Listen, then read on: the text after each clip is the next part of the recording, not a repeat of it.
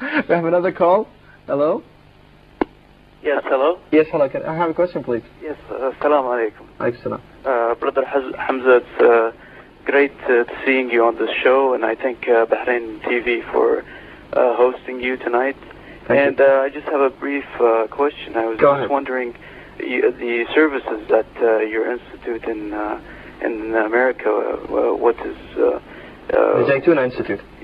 Yeah, the Zaytuna Institute. Yes. What are the programs that they are doing, and how can we contribute in those these kind of institutes that are abroad in the States or in Canada or what have you? How can I be a part of it as a Muslim? How can I I feel that I'm in a closed community when I'm just living in one area, and I try to go abroad, and I think these people, the Muslims in these countries, I've been to South America, I've been to China, and I found Muslims there that I'm really proud when I hear them read the Quran. I go without saying that when I hear them reading, they read better than us that have an Arabic tongue. So I really want to be involved and know how this would. How can I? Okay. Thank you. Thank you very much. Thanks a lot. Before we answer the caller from Saudi Arabia, I have also another question which might be in a way related to it. You spoke once, for example, that you should revive the traditional Muslim schools and teachings, and that's maybe one of the goals and objectives of your institute, the Zaytuna Institute. Why is it so important, in your opinion, to revive such kind of teachings? Well, what's so good about them? Yeah, I think part of what's good about them is one of the tragedies of human beings is reinventing the wheel, is attempting to do what's already been done in some new, innovative way. I think what a lot of Muslims don't realize is that for centuries Muslims had an extraordinary system of education which was basically dismantled. It was actually dismantled prior to colonialism. It began with the Ottoman Tanzimat, which were an attempt to compete with Europe in the early 19th century, and they began to change the school system to make it more in accordance with Western schooling. And I think there's an English saying, don't throw the baby out with the bathwater.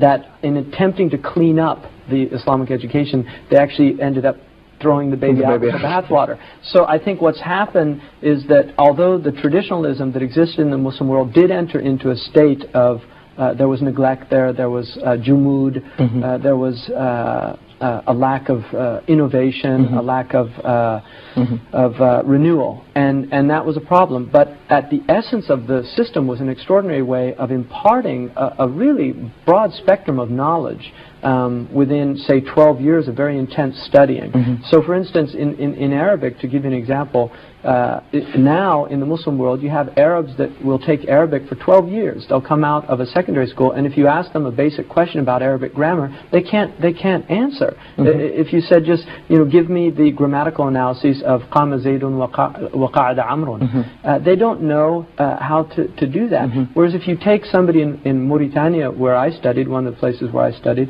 in Mauritania, the students there will study a basic text in 2 months, memorize it and learn its commentary, and be able with great facility for the rest of their life to tell you what qama zaydun is and what qa'ada amrun is. And I think that the effectiveness of these traditional means is overwhelming. And that's why, because I had the good fortune of studying with some traditional scholars, it really gave me a desire to bring this to the West. And I think, alhamdulillah, I mean, that's at the essence of what the Institute is about. So how can people help or with the works of the Institute, like our caller? There's a website. People can take a look at the website. If they're interested in coming and visiting, we welcome any visitors. I think that there's a lot of good institutions in the West. I think that there needs to be more support, prayer, and both moral and material support, because I think that one of the things about people that are calling for a jihad against the West forget is that what precedes jihad, and according to Imam Malik radiallahu anhu, it's an obligation to call people to Islam. You can't fight a people that you haven't told them what the message. So actually, in a way, we are to blame if the West is ignorant about Islam. I think so, and it's interesting. I'll tell you a very interesting fact to me that a lot of people are unaware of. Da'wah, which is calling people to Islam, is in the Bab al-Jihad in books of fiqh. It's actually part of jihad.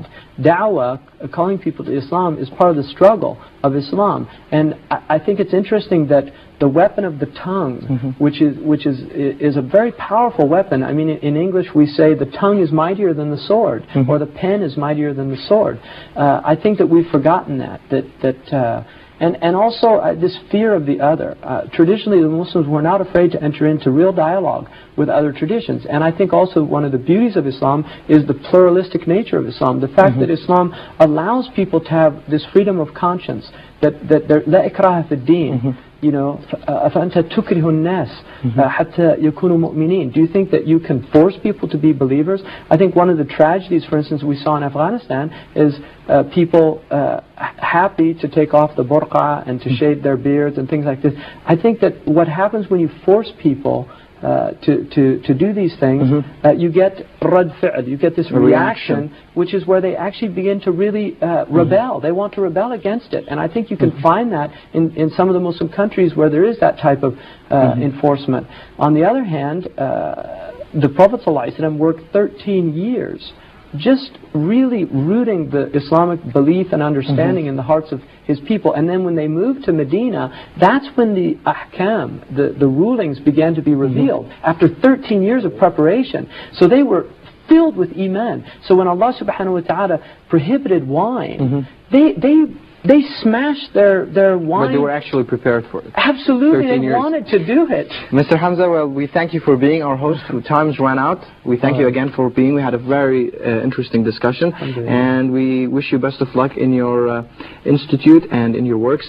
To your viewers, thank you for being with us today on Highlights, and we hope to see you next week. Thank you.